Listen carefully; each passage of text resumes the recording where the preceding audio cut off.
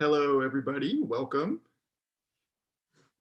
See some names that I saw from last time. That's great. And I believe there are some new names here. So that's wonderful. Welcome to all of you to our second live class that we have this week. So for anyone who's new, my name is Elliot Friesenmeyers. I am the IELTS expert at Magoosh.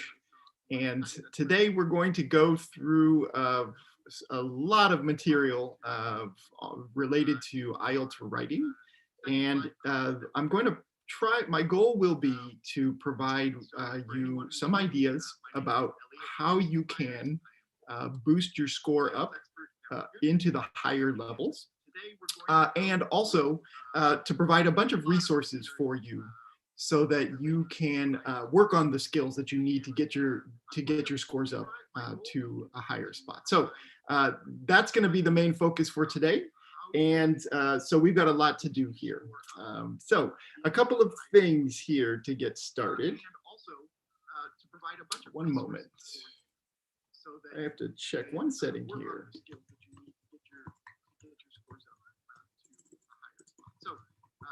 That's going to be the main focus for today. All right. So we've got a lot to do. Okay. So let's see. One moment. Okay, there we go. Apologies. I've got to get my settings going here. And I think there might be some audio background noise that that you can hear. So let me just fix that before we have too many other issues. Okay. I think that's a little better. All right, so let's jump in. Okay, and one last thing. So just so everybody knows, I'm going to record this session so we can share it on with students who couldn't attend. So let's get this recorded. I'm going to start that now. Okay. So let's get going. Here's the itinerary for today. Here's what we're going to do. So we're going to discuss several major problem areas in IELTS writing. And so here, what we're trying to focus on today, you know, there are many things that we could discuss as important issues for IELTS writing. But the main thing that we're going to focus on today are the major issues that prevent people from getting up into the highest levels of the band scores for IELTS writing.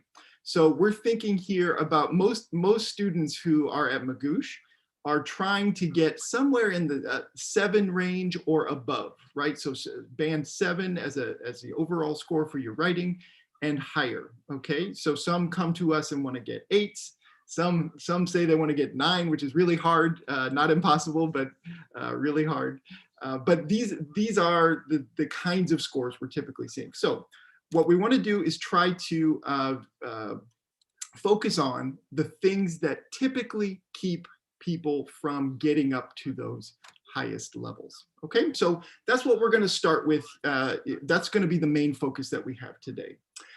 Secondly, we're going to look at a lot of resources that you can use, some mostly free resources. I'm going to try to focus on things that you don't have to pay for. So most of the stuff we're going to look at here today are going to be some free things that you can use to address these focus areas, these main issues that we're going to be talking about. And then also, we're going to practice some of the key skills that we're going to discuss today. Okay, so there will be moments in our lesson here today where I'm going to stop talking and I'm going to allow you to do a little bit of work and share some of your work in the chat that we have. And I won't be able to check everybody's responses, but I will be able to pull out some good ones or pull out some ones that are worth talking about. And we can use those for discussion and examples for the concepts we're going to discuss. Okay, so that's the main focus here of the lesson.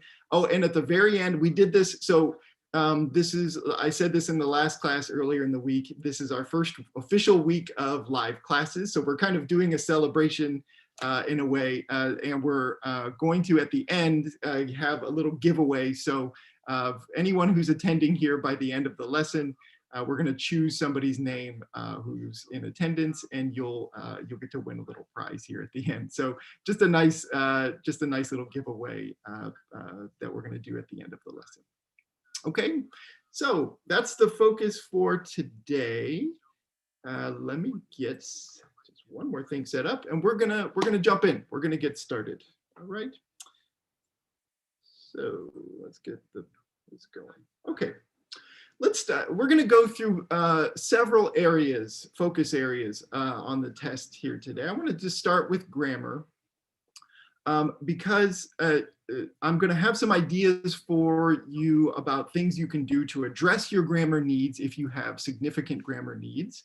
But this is one where it's hard to provide some simple tips to improve your grammar. Okay, so I'm gonna provide some ideas on how you can make improvements if you need to really boost your ability to write with accurate grammar, with varied grammar, all those kinds of things that they're looking for. Okay, so we're gonna start with grammar as kind of a topic area where I can provide some resources. Then we're going to get into some practice areas later on in the lesson. Okay, so let's get started.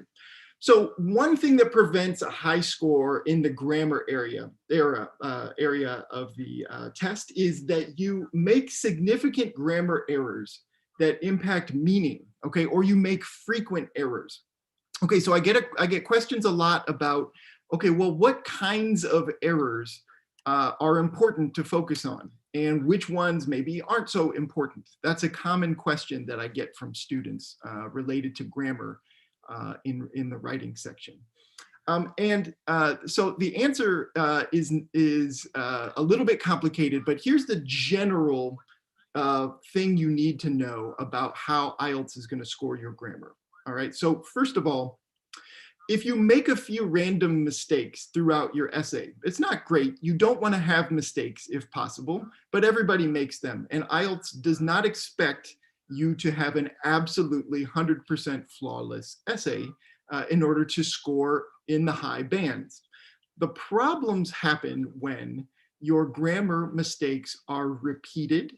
Okay, so they're not just showing that you made a mistake in a sentence, but that maybe you don't understand a really critical concept, right? So a student who makes continuous errors with verb tenses, let's say, repeatedly missing past tenses when they should have written in the past tense, that shows what's called kind of a global grammar issue, a problem, in a sort of weakness or an area where you're not quite certain how to use the grammar that you're trying to use. And that is something that they will absolutely use to lower your score. Other things, where your grammar mistakes cause you to be difficult to understand in your writing. That's the other major area where they will begin to bring down your score. So finally then, if you just have lots of repeated mistakes, obviously that's going to be a problem. Okay, so like I said just a moment ago, there's no quick and easy fix for grammar. You've been studying grammar for a long time, I assume, and you have a certain number of baseline skills. But if you need to work on your grammar, if grammar is a big problem for you and you don't have a class to go to, you're going to need some help of some kind. You're going to need to do something on your own that's going to try to make improvements on your grammar before you take the test. So I want to share with you first just a resource that I recommend. Okay, I'm going to click in here and display it on my screen. This is just going to Amazon here because this is where it's published. You can find this book many places. I'm going to put a link to this. I'm going to put a link to this in the chat so that everybody can have that link. I would recommend it, by the way, I should have mentioned this at the beginning. I'm going to give a lot of resources in this lesson today. So just get a browser open on your computer and open up some tabs with these things so that you can keep them. I'm going to share I'm going to share that link here. It's a long link in the chat, but go ahead and open this so that you have a record of it. So this is the only, I think this is the only thing that isn't free that I'm going to recommend today in the lesson. But this grammar book is one that I've used for 15 years. They have new editions out all the time. But this grammar book is one that I highly recommend. And specifically, I highly recommend it for self-study. Okay, it's good to, if you've got a class that you can go to work on your grammar, if that's an important thing for you, great. But I know many of you out there do not have a class that you're going to regularly to work on your English. This grammar book presents grammar topics. These are, by the way, this book, there are 3 levels of it. And this book is the most advanced of the series that they have. And what I like about it for self-study is that they have very clear grammar explanations, and they're accurate. I know if you have studied grammar and you've tried to look up concepts online, you've probably come into some very confusing explanations of grammar. This book will not have that. This book has very clear explanations, accurate explanations. And then for every topic that they cover in the book, there are lots and lots and lots of practice exercises that you can do on your own, okay? So I know you have to, this isn't free. It's more money that might have to go into your test prep. But if you have a month or 2 or even more before your test, this could be a very good investment if you're making lots of grammar errors, okay? So this isn't really, I can't, like I said a moment ago, I can't really give you advice on exactly how to fix your grammar. That's a complicated question, but I would recommend, if that is keeping your score down, grammar, and you're aware of that, then this is a really excellent book to check out, okay? So I just wanted to provide that resource for you as one to consider. Okay, but there are other things we can talk about with grammar here. Let's get beyond that. So another piece of the grammar score that they're looking for that isn't really related to grammar errors or accuracy at all, they are looking for you to show that you can use a variety of structures, many different types of structures in your writing, okay? Now, you don't need to, they want your writing to look natural. You don't need to try to put in lots of fancy stuff just to try to put it in. They want to see that you naturally are able to communicate in a way that seems normal, natural for English writing, and that uses a wide variety of structures, okay? So that means when we're talking about a wide variety of structures, we're thinking about advanced grammar topics like these. Now, this list isn't complete. There are many different things that we could add to this list potentially,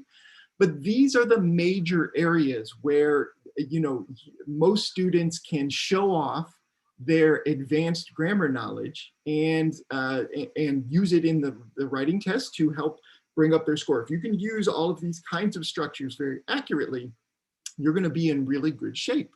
So lots of stuff here that probably looks familiar. Transition words, coordination and subordination. If you took your grammar class, these words probably stand out, or maybe they're a little fuzzy for you as you're looking at them, right? Gerund subjects, passive voice.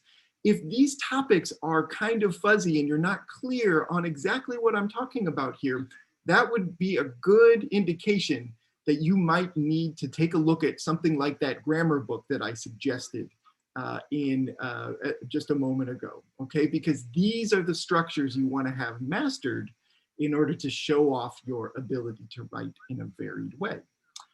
Okay, so let's take a look.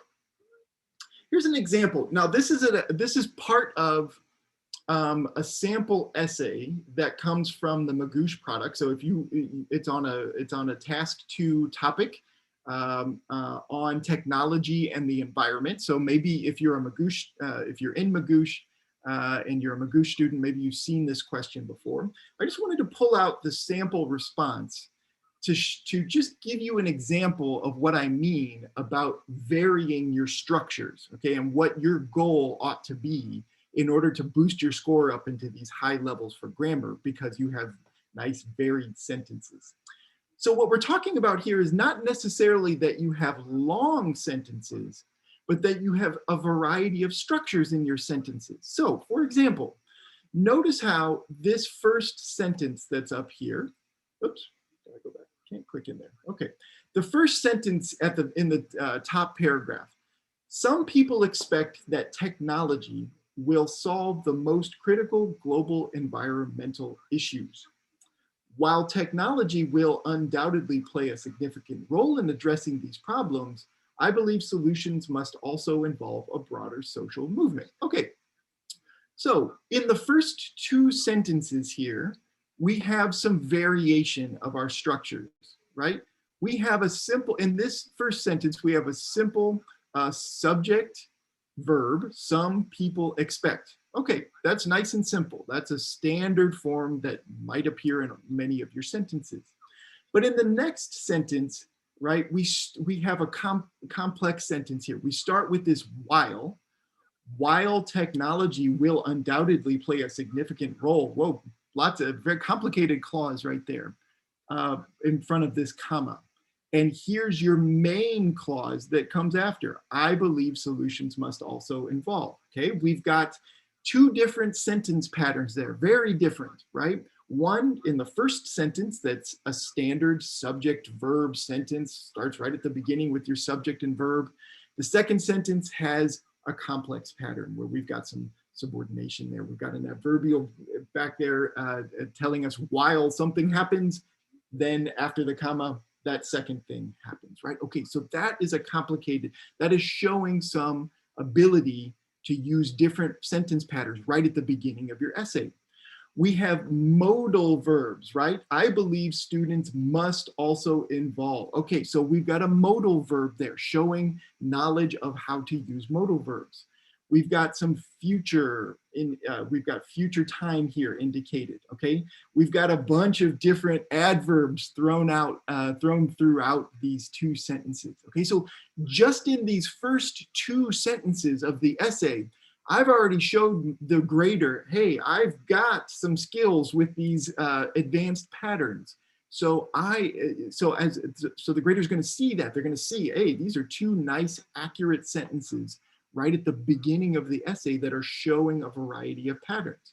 Now, they're not going to stop there. They're going to keep going and look throughout the entirety of your essay to see if you are varying your structures in a similar way. But this is what I'm talking about when we're talking about varying your structures. If you're going through your own writing and you're noticing that almost all of your sentences have a similar pattern, so maybe your sentences have a subject verb sort of a simple pattern like we have in the first sentence up here at the top, or maybe almost all of your sentences begin with like a transition phrase, like for example, or in addition, or whatever. If you're finding as you look at your own writing that your sentences are not varied, they're not changing, the patterns are very similar throughout the whole thing, that's something that you can focus on as an area to improve. You want to see variation. Okay, so again, my Magoosh students who are here in the lesson, I'm saying that because we have some folks out on YouTube who are also watching this. And so hello everybody on YouTube. But for the Magoosh students here, we've got sample essays for all of the essays that you might write while practicing with Magoosh. After you submit your essay, you can see those samples. Look at the sentence patterns and compare them to your own when you're writing. And that can be a good way to sort of see whether or not your grammar structures are varied in a similar way as what you see there in the examples. Okay, so varying your structures is another thing that I see preventing students from getting to the highest levels when their patterns are not varied enough. All right. Okay, one last thing here related to grammar. And I see there are some questions coming in. I'm going to finish out this little section on grammar, and then I'm going to answer some questions. So if you have some questions, go ahead and put them in the chat. I think that'll be the best way to do it today. YouTube folks can do that, and also the people here on the Zoom call can put it in the chat, and I'll see that. And so go ahead and put your questions in, and I'll try to get to as many as I can. Okay. All right, let's keep moving. The last thing is, this last point is overusing simple structures. Now, I'm going to repeat, we talked a little bit about what I'm going to discuss in the lesson that occurred earlier this week on Tuesday. But I got some people asking me, I got a couple of folks asking to write in, and they weren't quite clear on the concept from Tuesday, and they wanted some more examples about what I was talking about. So let's do that. It'll be quick and easy, and now we can start getting you to participate a little bit in working on some skills that will help you with grammar. Because for the last thing, I want to talk about using simple structures. So not only do we need to vary our structures a little bit, but we need to make sure that our sentences don't overuse really simple patterns.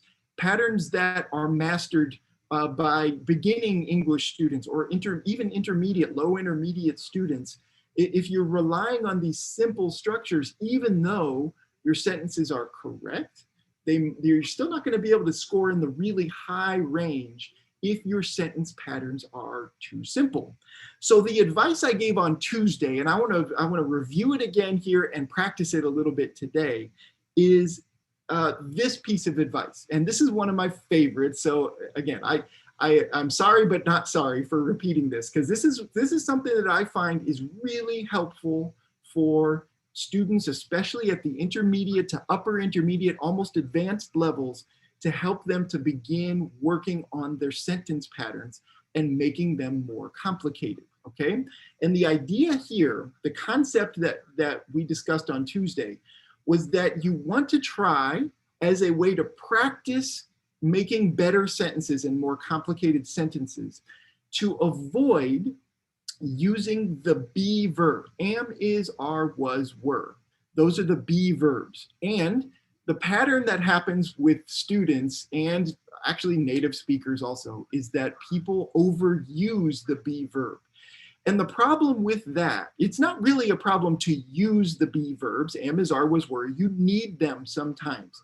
You need them. But what I'm talking about is overusing them as the main verb in your sentence, okay?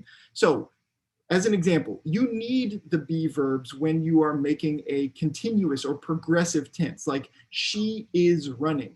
Okay, you can't get rid of the is there. You need is.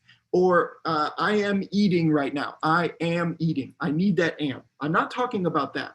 I'm talking about when the be verb is the main verb. So here are some examples on the screen. Elizabeth is a doctor.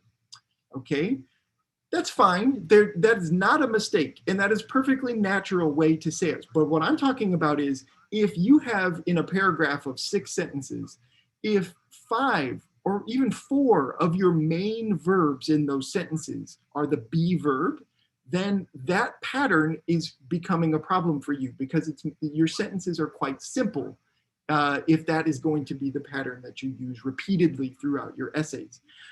So we can make your sentences more advanced by replacing those be verbs or changing the sentence around so that we don't rely on the be verb, okay?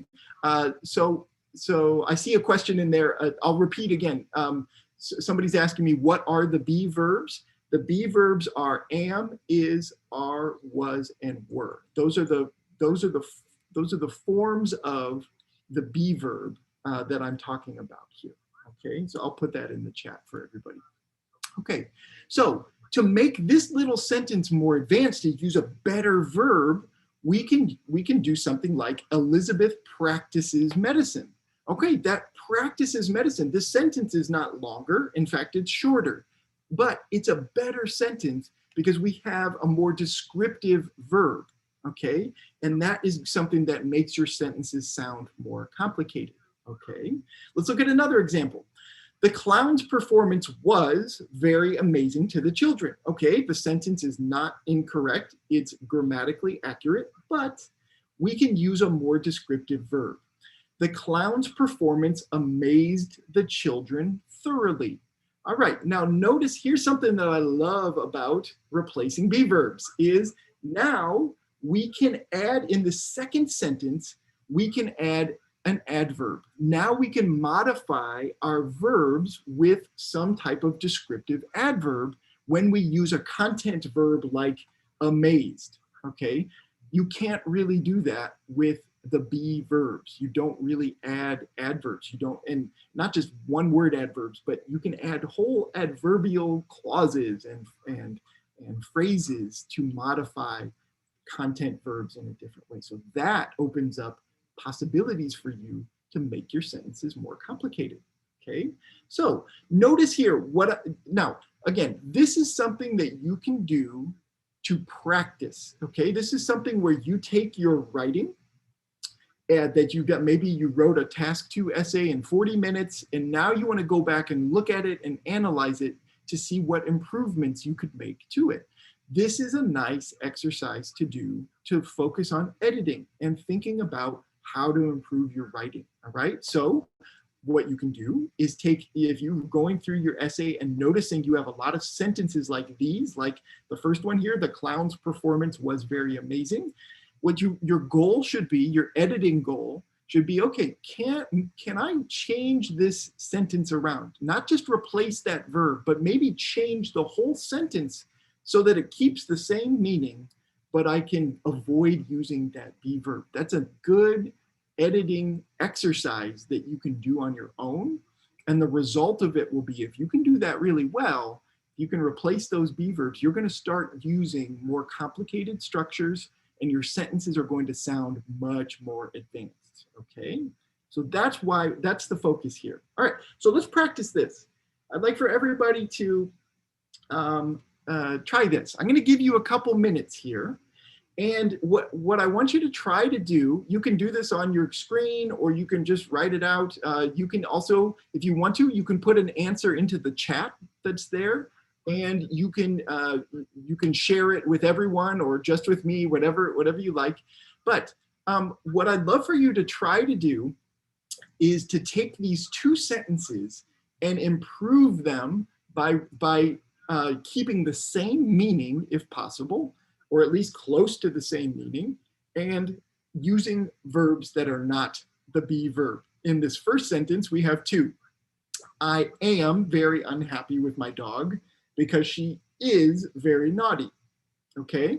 I am, in the second sentence, worried about my exam score because my professor is a difficult grader.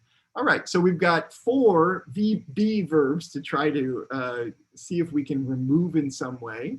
All right, so let's try it. I'm gonna give everybody, let's see, I'm gonna give everybody 3 minutes to see what you can do and try to improve these. Then I'm going to show some examples that I created myself.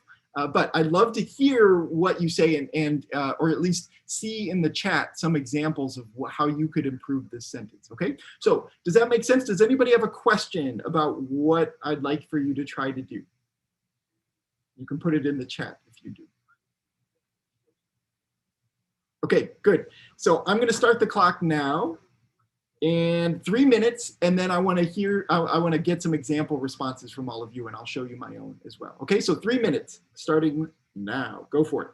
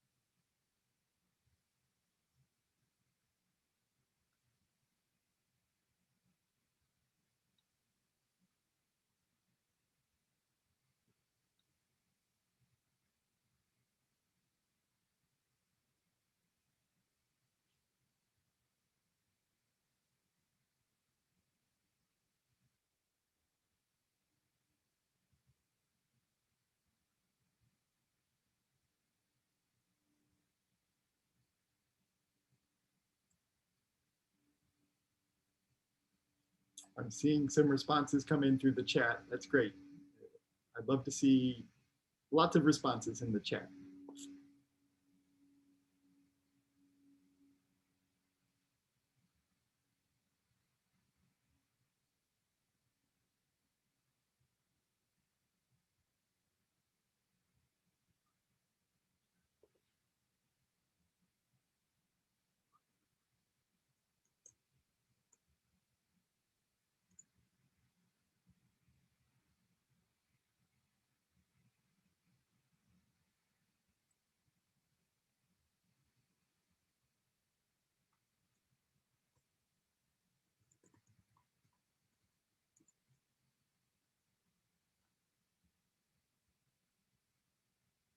Seeing some great stuff.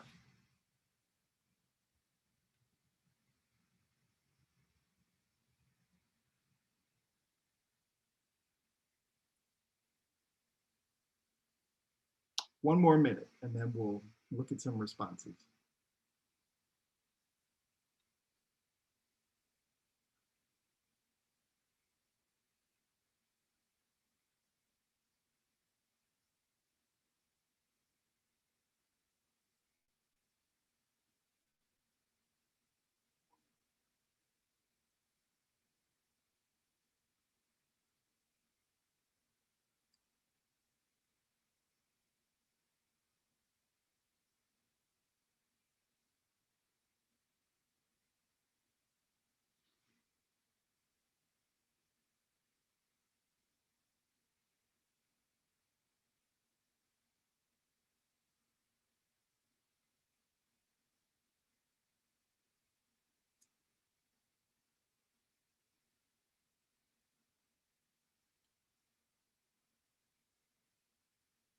Okay, 3 minutes. I see some great stuff coming in, and that's fantastic. So I'm going to read a couple of examples that I saw. Also, I just want to make it clear. So especially, I see some folks putting in questions out on YouTube that are not, they're not directly related to some of the stuff we're talking about here, but related to grammar generally. In just a moment, I'll get to your questions, okay? I just want to finish out this topic here before we move on. Okay, so let's look at some examples. I saw some great stuff. I want to call out a few here that I really liked. So let's see. We saw some examples here. If you and scroll through the chat also, if you can, take a look at some of the examples that were there. I saw some really good one. My dog upsets me because of her naughtiness. Okay, that sentence is shorter, but it's actually much better than the original one, right? Long sentences are not necessarily more complicated.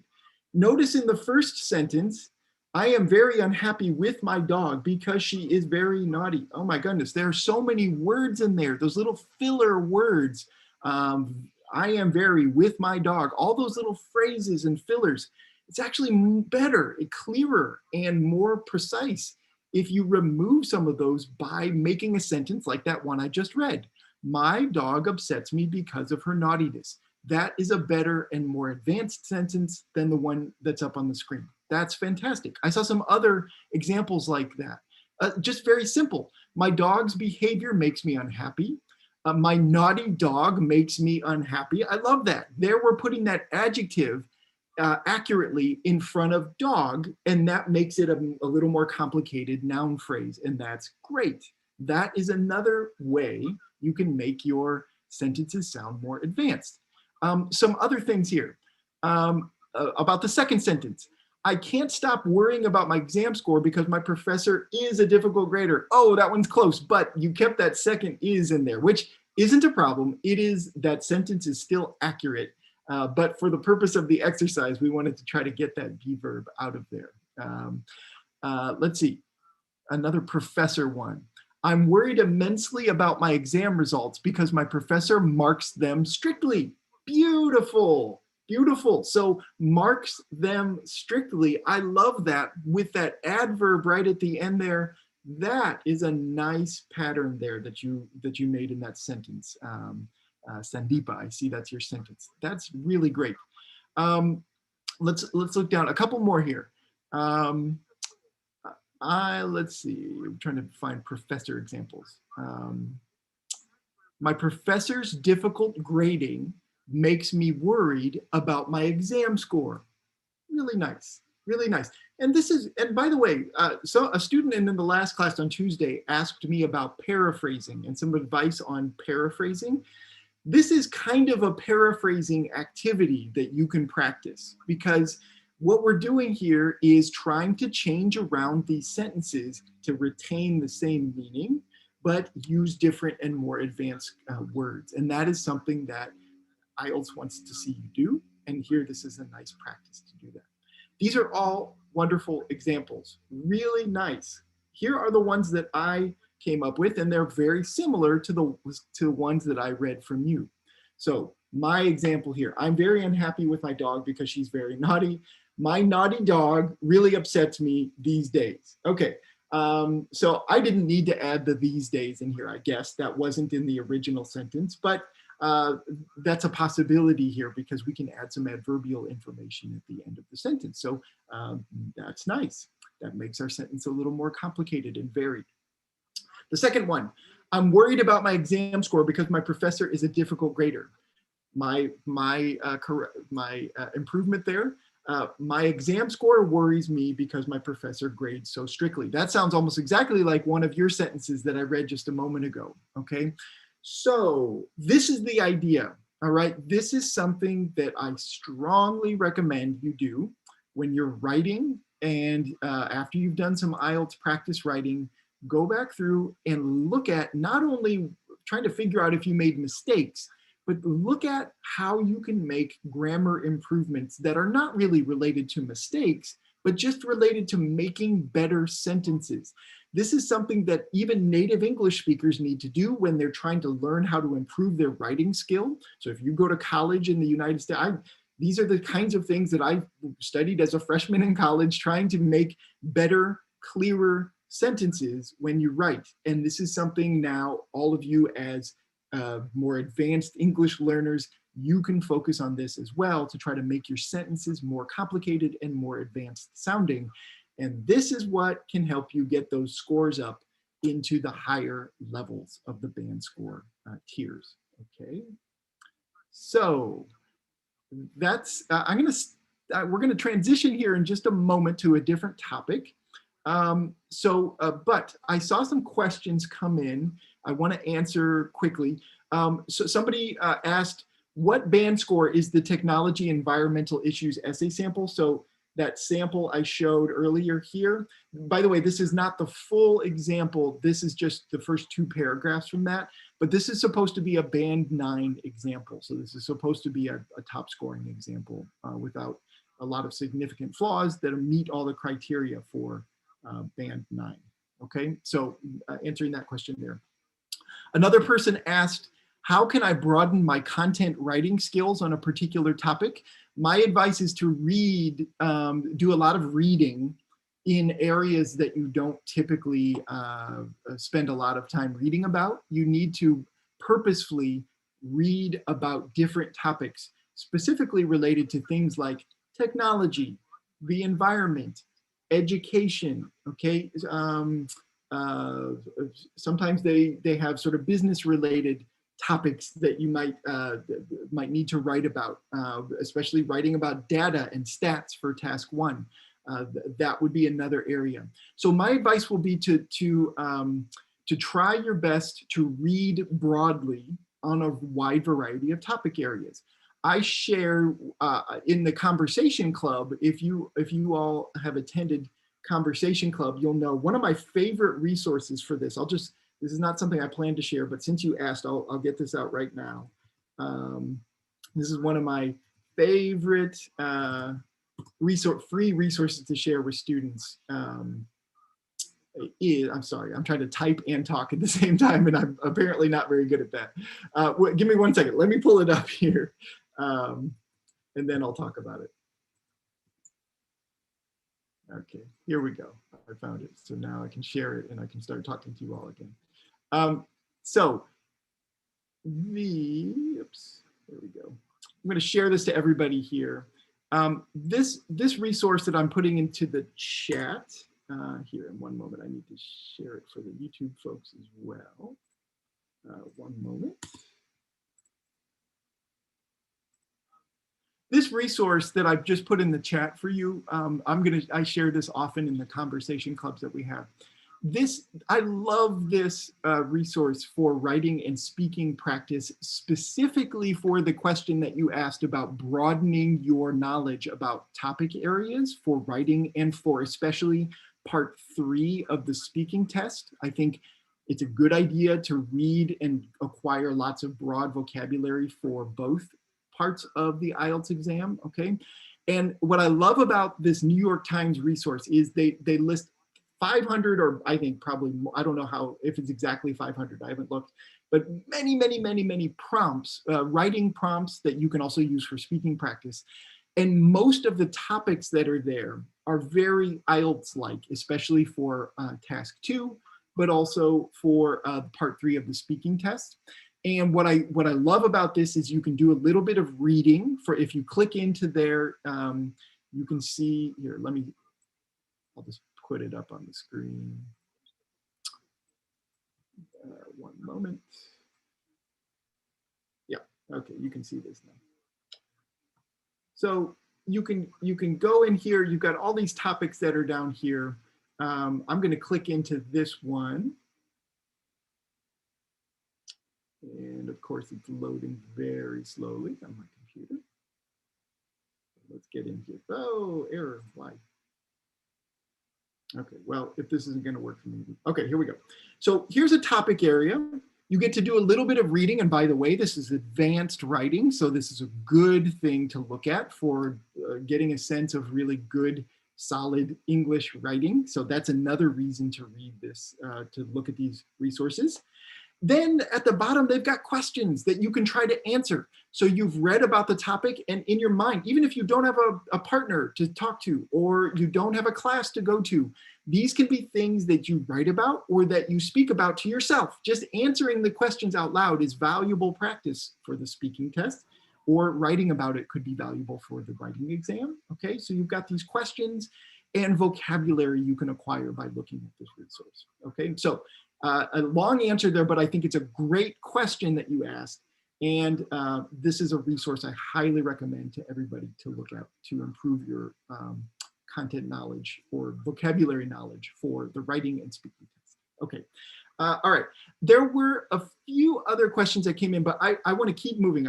We've got a lot to get to, and if I can get to your questions at the end of the lesson, I will do that. Okay, so, but I want to keep the lesson moving here.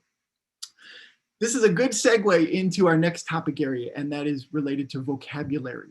So students want to know, what can you do to get into the highest levels in the vocabulary, the lexical resource category of the rubric. A first little bit of advice, and this is a simple one, but one that I'd like to give. For all of you who are self-studying out there, or if you're taking an English class, you might be doing some writing in English, or hopefully you are practicing your writing for the IELTS test in Magoosh or wherever you're practicing. Please, please, please, when you're writing, pay attention to your spell checker. This is a bad habit that I have, and I know a lot of people have, is that when you are writing on your computer, the spell checker is working nicely. It underlines things beautifully for you when you've made a mistake. And it also, unfortunately, for educational purposes, at least, it gives you an immediate option to what? Right-click it and select the correct spelling and move on.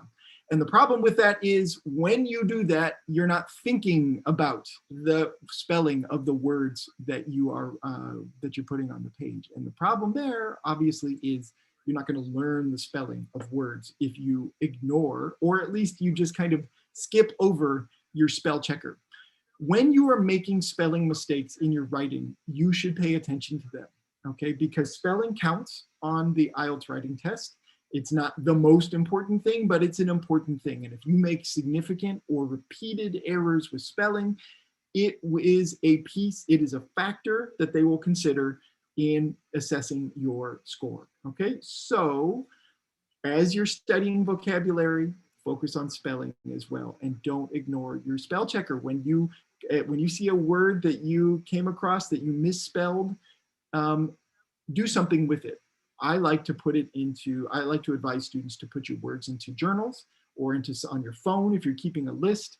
And not only should you be focusing on the meaning of the words as you learn them, but you should be focusing on the spelling if that's an issue for you. Okay, so quick piece of advice there on spelling. Oops, 1 second. Got to get to the right page. Okay, next thing. Another common problem that causes students to get lower scores in vocabulary in the lexical resource is that they make a lot of word formation errors. Now, there's a borderline issue here with grammar and lexical resource, and sometimes it's hard to figure out exactly where the error ought to be accounted for. But often these are lexical errors that students are making. So what we're talking about here is using incorrect forms, right? If you're supposed to use an adjective form, but you use a noun form, or if you're supposed to use an adverb form, but you use some other form of a word that you're trying to focus on. Here is, I'm gonna click in here. Here's a nice resource, and actually we're going to look at several things from this site. This is from Purdue University. This is one of the best writing websites that you're going to find on the internet. This is a wonderful free resource for writing students, non-native English speakers and native English speakers alike. And they have so many tips for improving writing. So there's not only related to what we're talking about now, but just like hundreds of other things. Some of their advice that they provide even has practice exercises that you can go through and try to work on the skills that they're talking about. But I just wanted to point out here, if you go into this general writing tab, okay, you can see that there. They've got lots of stuff here, especially related to grammar and mechanics. Okay, where you can look at these specific topics and try to find some of the problem areas that you might be facing with your writing, and look for some guidance here. Okay, so this would be a nice alternative if you don't want to buy that grammar book that I talked about at the beginning of the lesson. This is a nice free alternative for you to consider. Okay, now related to the specific topic that we're talking about here with Lexical Resource, so they've got some advice here, right? Adjectives and adverb forms, avoiding common errors with these things. I'm not going to go through everything here, but I wanted to present this to you. I'll put the link here in the chat for you. I should have done that earlier so you can open it up. And if word forms are a problem for you, I know I saw earlier a question that came through the chat about someone who isn't sure about, even if they're making a mistake sometimes. That is a difficult problem, because if you don't have a teacher or at least a native speaker sometimes to look at your writing, then it can be really hard to know. But the alternative is not, so you can go out and try to get help if that is a major concern for you. But another thing you can do is proactively go to sites like this and try to address the issues that you're facing. And this one is a fabulous resource for that. Okay, so I don't want to navigate. I'm going to point you to a couple of specific pages within this resource in just a moment, as we're going to practice a couple of things. But anyway, I wanted to present this to you as a place you can turn to try to address some of those grammar issues if you have them. Okay, so let's keep going. A final resource for vocabulary that I want to point out. Many students, especially as we're considering, okay, what's going to push you up into those higher levels of scoring on your band scores, many students want to know about phrasal verbs and collocations. Phrasal verbs are those verbs that are like get over or get up or get out, right? Lots of them combined with get, where you've got a verb and then you've got a preposition. It's combined there. It's called a particle. So you've got these two-word verb forms that are really, really common in English, and they're kind of tough to learn, right? But then also collocations. There's this concept in English, and this occurs in other languages as well, where certain words simply combine with each other. Native English speakers use certain combinations of words and not others. And students often have questions like, well, how do I know which words to use with which words? And how do I know that my phrases are correct, or whether or not they're correct as I'm trying to edit my own writing? So here's a nice resource. This is another one I will put in the chat. I'll put it right now in the chat for you. So this is the Osdic dictionary. So what I'm sharing is a very special dictionary that you can use in order to check your own sentences. Often students have a doubt. They're questioning themselves. They look at their sentence and they say, I'm not sure if I use this word appropriately or in combination with the correct words. Well, this dictionary allows you to do some checking on whether or not you have used a proper combination of words in your sentences. So let me show you an example. If I have a sentence and I think, oh man, I use the verb, I'm going to use a simple one. I use the verb play. And I'm not certain if I used a good combination with that verb. Okay, so what we get here, I put play into the dictionary. And here what we get is, first of all, some different senses of the word, right? We use the verb play in sports, in drama, right? To go to a play, an activity that's done for fun. Kids like to play, okay? And it gives you a sense of which words combine with the verb play naturally in sentences when we're using them with these different meanings, okay? So here we have, you can use these adjectives commonly combined, the ones that I'm highlighting here at the top. These adjectives will commonly combine with the word play: outdoor play, creative play, imaginative play, pretend play. These are words that often are combined with the word play, okay? There are other combinations here, preposition combinations. Prepositions are a big problem for a lot of students, knowing which prepositions to use. And here, this resource gives you the combinations that will sound natural to native English, when native English speakers use these words in these forms, okay? So it's a special dictionary for understanding and being able to see the combinations of words that sound most natural. So use this when you are editing your writing. If you're unsure about a natural combination of whether or not it works, this is a good place to go, okay? So you might find, hey, I used a word that doesn't really naturally combine. You can get a list of words that do, and this is a nice way to learn and develop your vocabulary skills for the test, okay? All right, so that's vocabulary. Let's see, I've got some more questions.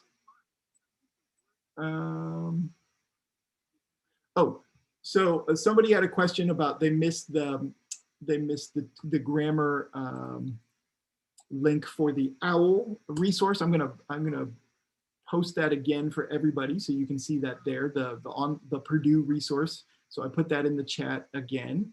Another question that came in, I noticed the paraphrase sentences in the dog and professor examples a long time ago that we were talking about are in the passive form. Is there any particular reason? Oh, no, not necessarily. Passive form is acceptable on the IELTS, especially for task 1. Maybe you don't want to use passive voice repeatedly in your task 2 essays. Not necessarily the best thing to do. But for part 1, task 1, it's perfectly fine and often recommended to use some passive voice in there. But other than that, there was no reason why I use passive voice there. Okay. Good. Let's keep moving. I've still got stuff I want you to look at and some practice that I want to get to before we close out today. So let's move on to a different area. So now we're going to think about coherence and cohesion and that other category that is all about how you organize information in your passages and how clear your sentences are in your writing. Okay, so more advice here. I'm going to open up another resource for you. I'm going to share this in the chat again. This is a specific page from the OWL resource. So if paragraphing, if writing paragraphs, if you have some uncertainty about how to organize your paragraphs, this particular page from OWL is a wonderful resource. And what we're talking about with organization here is just simply, are your paragraphs well formed? Are they clear? Are you able to communicate a coherent and complete idea in your paragraphs? And that's what we're focusing on. And IELTS, of course, tests that directly in their coherence and cohesion category, and also a little bit in their task achievement task response category as well. They want to see that you have answered questions completely and clearly with enough detail to support your ideas that you're writing about. So this page here is a good place to look as a resource for trying to learn more about how to write clear and complete paragraphs. Some of the key points there are ones you might be familiar with. Okay, so you're supposed to sort of keep your paragraphs to one main idea. That's an issue that some students struggle with sometimes. But then it gives elements of a good paragraph, that it has unity, that the ideas stick together, and that you don't go off into many different directions in your paragraph, or you don't start a new idea in your paragraph when you really should be starting a new paragraph in some place, okay? And then it explains in some good detail what we're talking about with the concept of coherence. Okay, and this is something I want to get into a little deeper with you here. So coherence.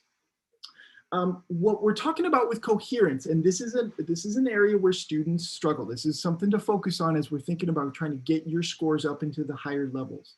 So many students have the idea that a way that will help them to make their writing have more coherence, to be more coherent, is that you use a lot of transition words and phrases. So things like, for example, and in addition, and all of those kinds of wonderful sort of transition phrases you might be learning.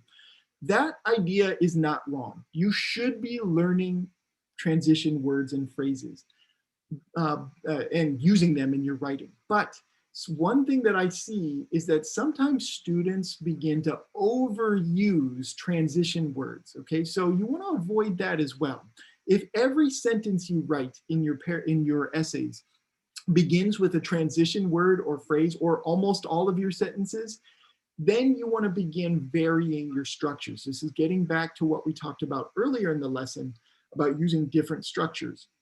And if you're using that pattern of transition word or phrase, comma, and then the rest of your sentence, if you're using that, too much, that's not a good thing. Okay, you want to avoid that. So it's a little bit of a mixed message here. You should learn some transition words and phrases, and you should use them in your writing, but you don't want to overuse them.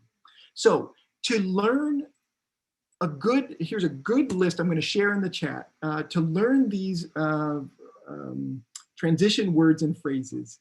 We put out a nice vocabulary PDF for you. This is on the Magoosh blog.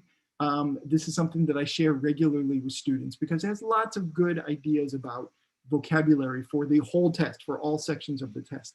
But within this PDF, you're going to find some lists of transition words, and that's a good place to start to learn them. Okay, if you probably will be familiar with many of them, but you may need to study some new ones as vocabulary. Okay, so just a resource for you.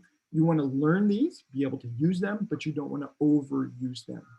But what I want to talk about now, though, is the next level of coherence, right? Now thinking about, well, what's even beyond transition words? How can we ensure that our sentences are coherent, right? So another concept here that is part of coherence and your coherence score is,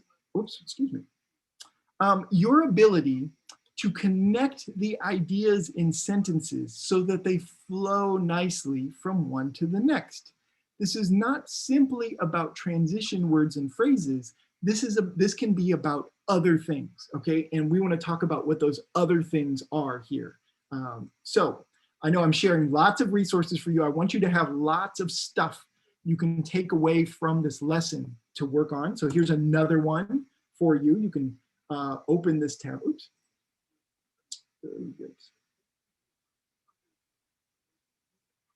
Oh, I have the wrong thing here. Sorry, I thought I was opening something different there. Excuse me. This is I'm going to back up here. This is OWL's list of transition words. In addition to the Magoosh PDF, here's a nice transition words resource. I apologize. I thought that this was taking me somewhere else. Anyway, this is another nice list of organized transition words for you related to what we were talking about a moment ago. Okay, what I was trying to talk about, I think, is here yet another. I think this is my last link of the day, so I apologize if you're getting sick of links here. But again, like I said, I want you to have resources. I want you to have lots of stuff that you can use. So opening up this final tab that I put in the chat there, writing transitions. Okay, this is a wonderful page for you to focus on. I just want to talk about what's here, and then I want to practice this just a little bit here as a group like we did earlier in the lesson. Okay, so the concept here is this is a little bit different from transition words. What we're trying to do is, how can I make one sentence flow to the next sentence logically and in a way that seems like there's no gap in the concepts that I'm talking about. One thing that's typical for lower scoring writing is that students will write a sentence and then it will feel at least a little bit logically disconnected from the sentence that comes next. And that's what we're talking about with the sort of transitioning and making coherent sentences from one to the next, that you connect them in some way.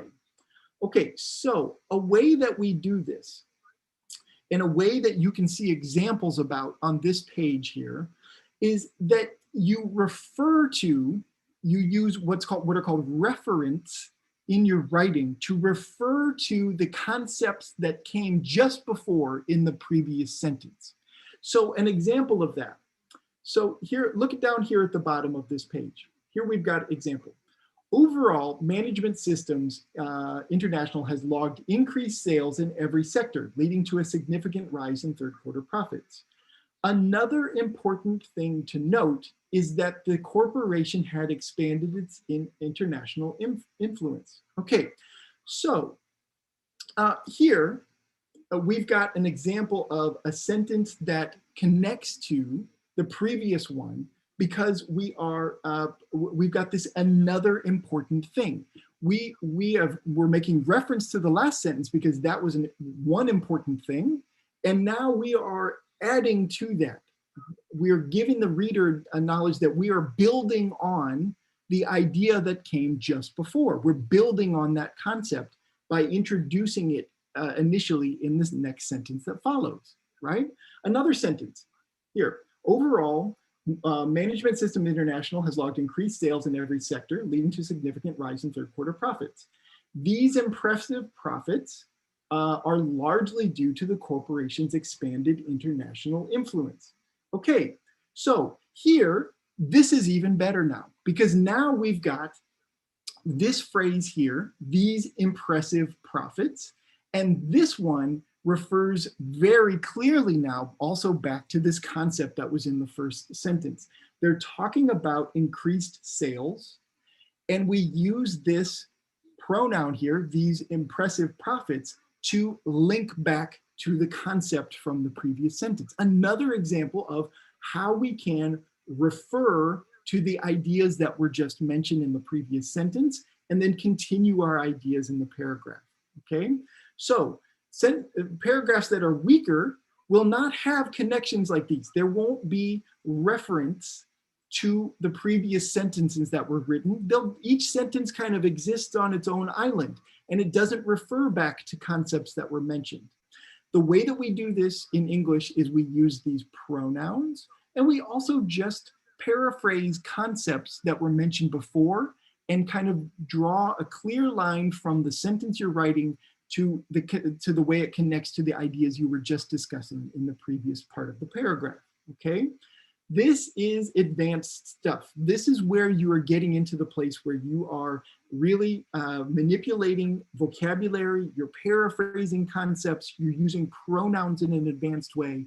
And if you can make your paragraphs coherent by using these kinds of reference as you write, it's going to really bump up your score, especially if you can do it accurately and precisely, okay? So I'm going quickly here now because we're coming towards the end of our time and I don't want to lose out on an opportunity to give you a chance to practice this. Okay, so here we've got two sentences. We've got two sentences at the bottom, and we could connect them a little bit better. So we've got the first sentence. The city of Chicago has significantly improved its recreation facilities in the last 10 years.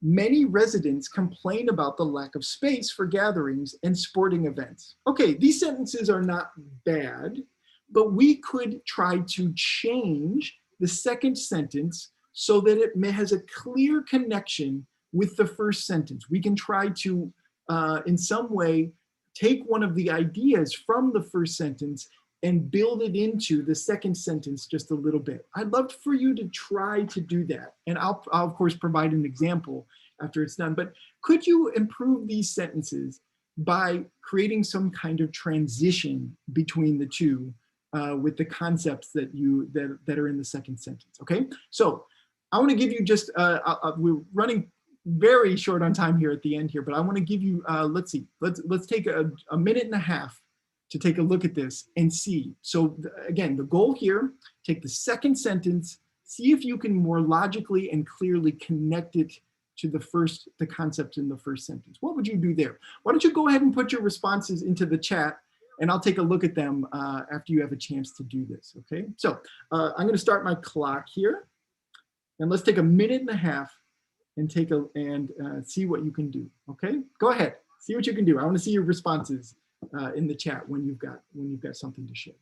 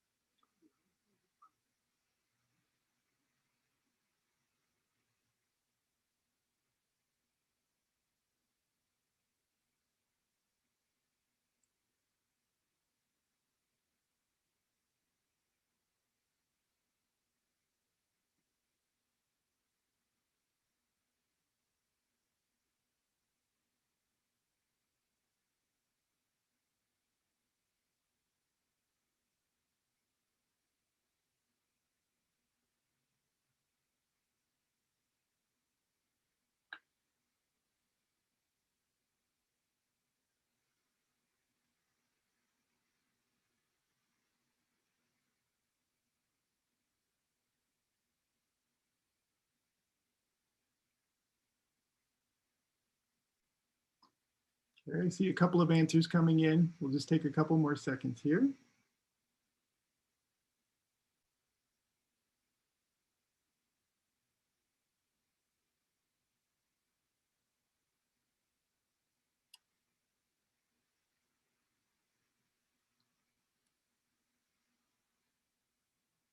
Good. Okay. Good. I'm seeing some good stuff. So let's take a look here. I like one of the first responses that came in. I really liked. So one of you said, we've got this first sentence. The city of Chicago has significantly improved its recreation facilities in the last 10 years. And then the suggestion was to continue the next sentence, but these recreation facilities lack in social and other space. Okay, good. We're using these recreation facilities to refer to the concept in the first sentence. That's really nice. If we could paraphrase these recreation facilities, if there's another word we could maybe use, that would be even better probably. But it's not easy to replace that phrase necessarily. We'd have to think about that a little while to do that. So I like that response a lot. So another suggestion here. After many residents complain about the lack of space for gatherings and sporting events, the city of Chicago and continued. Good. You took those two sentences and you kind of combined them into a more complex sentence there. And that would be another way to make these concepts join together more clearly. I like that. Let's take another look at an example. These improvements have resulted in complaints from residents. Good. These improvements, I love that. These improvements is referring back to the concept in the first sentence. So The city of Chicago has significantly improved its recreation facilities in the last 10 years. These improvements, blah, blah, blah, blah, blah. That is another good example of using reference to refer back to the concept in the previous sentence. Great. That I really love that. In fact, I can't remember exactly what I put. But yeah, I thought my response was very similar. If you look on the screen now, I said, despite these improvements, many residents complain about the lack of space for gatherings and sporting events. Okay, so very similar there. Here, we've got a connection between one paragraph and then one sentence and the next that is very clear. This is what we're talking about when we're talking about making coherent sentences, okay? So it's not just about transition words. It's about taking concepts from previous sentences and referring to them as you write your next sentence. Now, do you have to do this in every single sentence? No.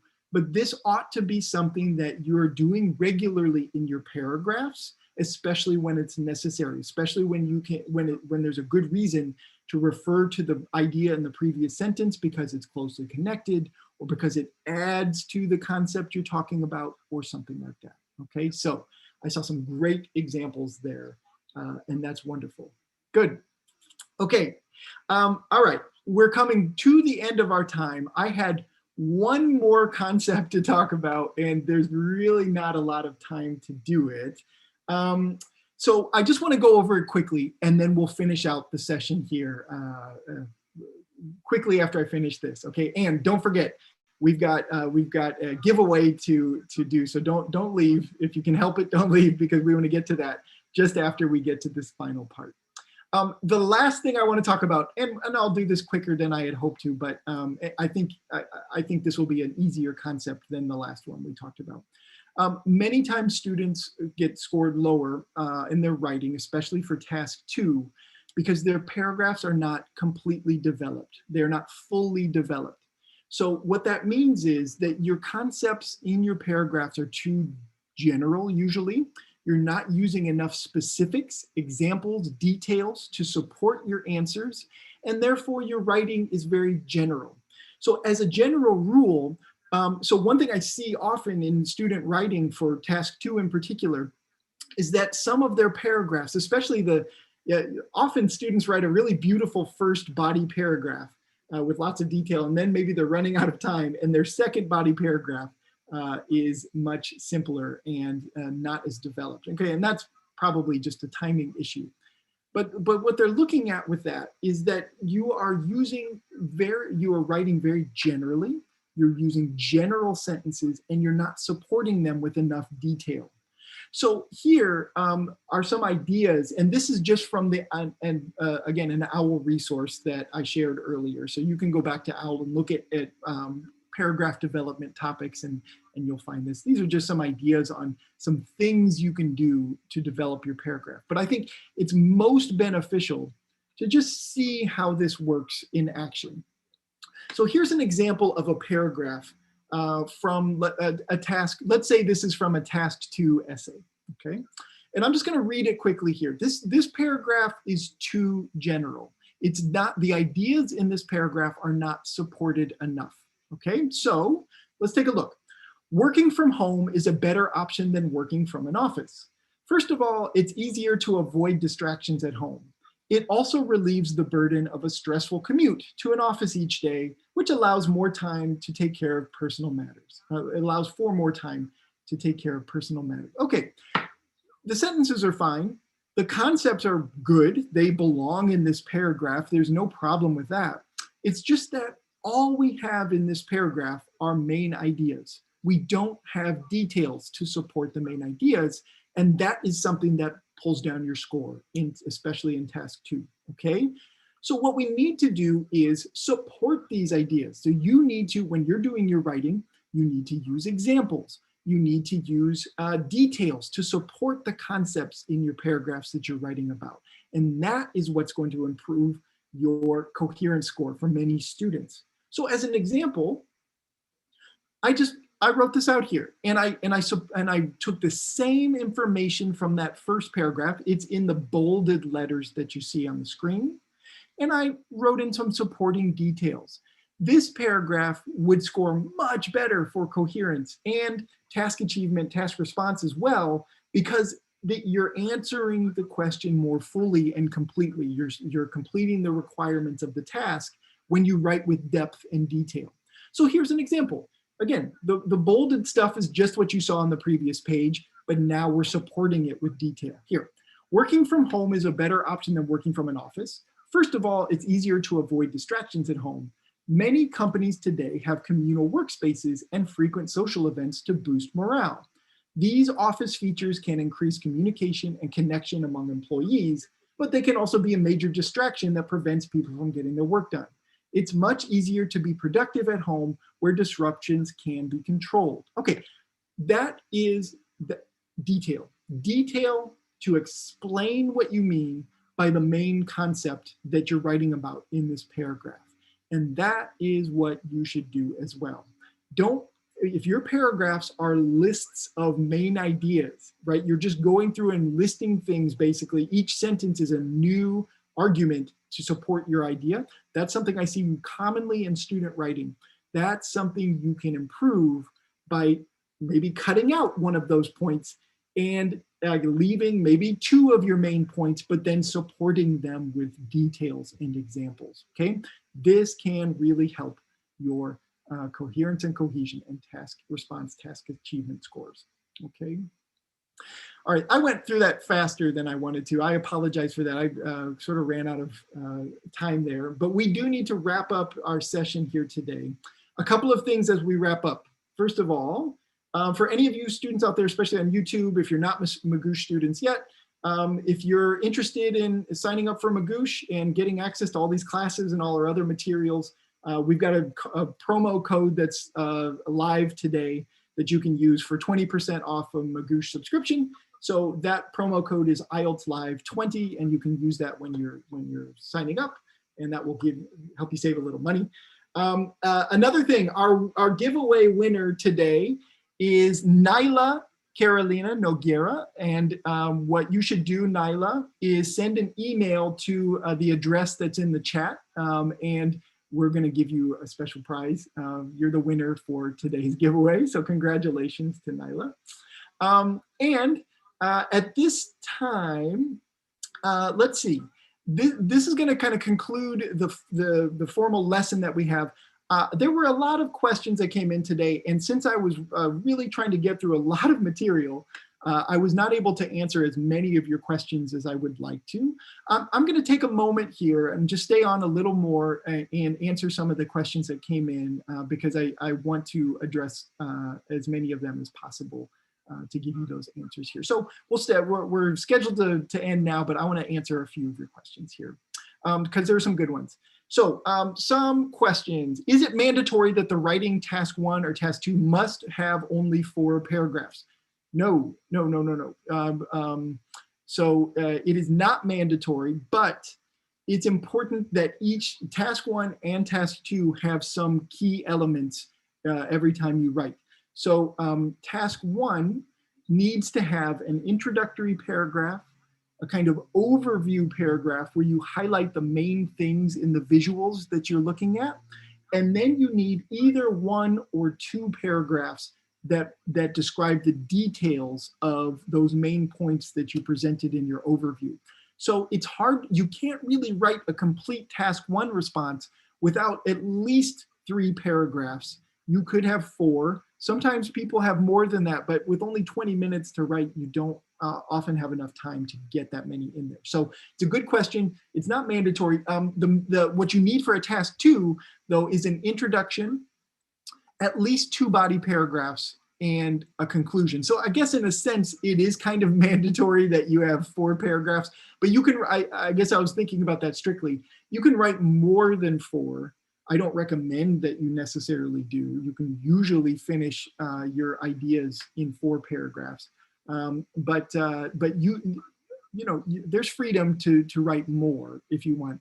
I would not write less, probably. I think there are probably no task 2 prompts where you can successfully write a 3-paragraph essay, an intro, 1 body paragraph, and a conclusion. So yeah, I guess I'm going to change my answer. I would say at least 4 paragraphs are good for task 2. Okay.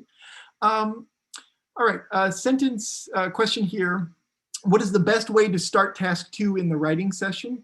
The best way to start, this is going to depend a little bit on everybody and what your writing style is. But the thing that I recommend students do is that you practice using a little bit of time, 3 minutes maybe, up to no more than definitely 5 minutes. 5 minutes is too much in my opinion, but some students can do that and get away with it. But use those 5 minutes to plan your answer, okay? Or to work on your introduction, so you're working on your thesis statement during those first 5 minutes. Some students like to do it the opposite. Some students like to just start writing their body paragraphs and then they save their introduction for later, because then they know what concepts they're writing about and they can write a thesis that reflects those concepts. That's another thing to try, but I find that most students benefit from doing a little bit of planning before you start writing your task 2. It's a time to sort of try to calm down, take a close look at the question, and make sure that your response, you're outlining a response that's going to match what they're asking you to do in the prompt exactly. So that's my typical recommendation for students, but I'm aware that some students like to take a different approach where they just dive in, start writing, and then especially if you're taking the computer delivered IELTS, you can go back in and more easily edit things out and change things around, because you can sort of cut and paste and move things around. If you're doing the paper base where you're writing everything by hand, that's virtually impossible to do, or at least it takes a lot of erasing and or striking out things, and that becomes a problem for a lot of students. So especially for those of you taking the paper-based test, I often advise doing some planning, some prep by outlining your concept before you write. Okay. Any other questions? Malika, I see your question. When will our paraphrasing live class be? I don't have that scheduled yet. I remember you wanted that, and we will do it. We're going to add that into our list of topics that we have, but I don't have that one scheduled out yet. We will do it though, Malika, I promise. Okay. Right, good. That was all the questions that came through. Okay, so we covered a lot of stuff today. I gave you a lot of resources. We're not always going to have class in this type of format. I did though want to share as many of these useful and most of them free resources as I possibly could, so that you have stuff to work with as you're thinking about how to level up your writing. Okay, so anyway. A question just came in about recording. So Magoosh students, on your dashboard, you now have a calendar in Magoosh with all of our classes. I hope you've seen that. If you log into Magoosh, you should see that calendar with all of our classes here. And it lists the upcoming classes. But at the bottom of that list, you'll see a link to, I believe it says something like all classes. It's something to that effect. If you click on that, you're going to be able to see the previous classes that we've had. And about an hour or two after we have this class, after the classes end, I'm going to go in and add links to the recordings to our sessions. So you can check back on that dashboard in the live class calendar, and you can just access the recordings directly from your Magoosh account that way. Okay, so that's how you get those recordings. Okay, everybody, thank you all very much. We're over time here today, but I appreciate your questions. I really appreciate your participation. There's no class tomorrow. Our next class will be on Monday at the same time, and it will be a conversation club class that we have. So I hope to see many of you there. We're going to work on IELTS speaking at that class. Okay. All right. Thank you, everybody. Thank you for your participation, and we'll see you hopefully very soon.